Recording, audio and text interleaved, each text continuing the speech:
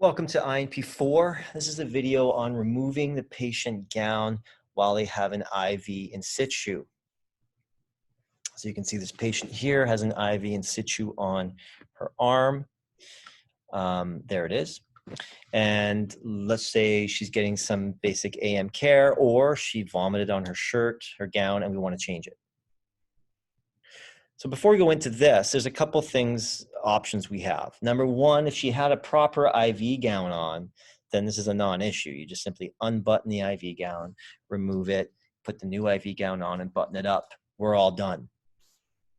Sometimes people forget to put the IV gowns on, and I've seen in other instances where we can't find an IV gown to save our lives.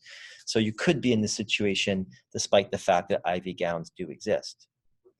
In that case, if you have lots of infusions running, and you don't want to, you can't run all the bags through the sleeve, then you may need to just saline lock for a minute and do it that way. That is not the optimal choice. The optimal choice would be either to use an IV gown, or if you can, to run the bag through the way I'm going to show you. So for you to do this on your own, it would have to be either non-medicated solutions or solutions that are in your scope to manipulate with the IV. You want to make sure that your IV is not running when you do this, and that everything is clamped. All the lines are clamped, whether that's by the Alaris machine or whether that's manually by you. They need to be clamped to do this. Otherwise, you're going to get fluids running all over the place. You're going to be back priming bags, getting air in the lines. Make sure all your lines are clamped to do this. So here we're just dealing with a simple primary line 1, so it's easy.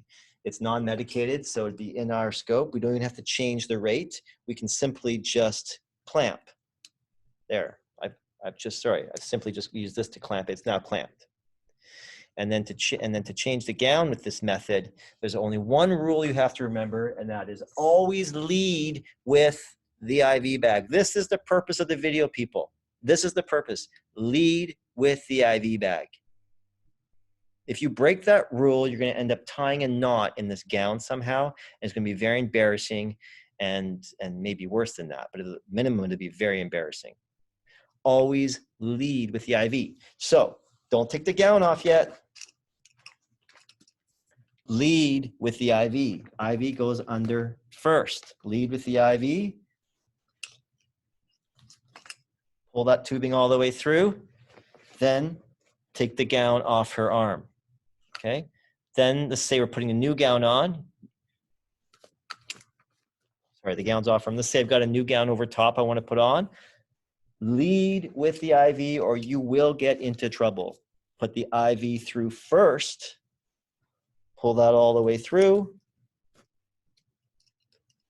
It's quite a long IV here. Pull it all the way through. Get it all the way through. Even hang it back up on the pole. And then have the patient put their arm through it after the fact. Lead with the IV, and you will not have any issues with tangling up gowns. And there it is.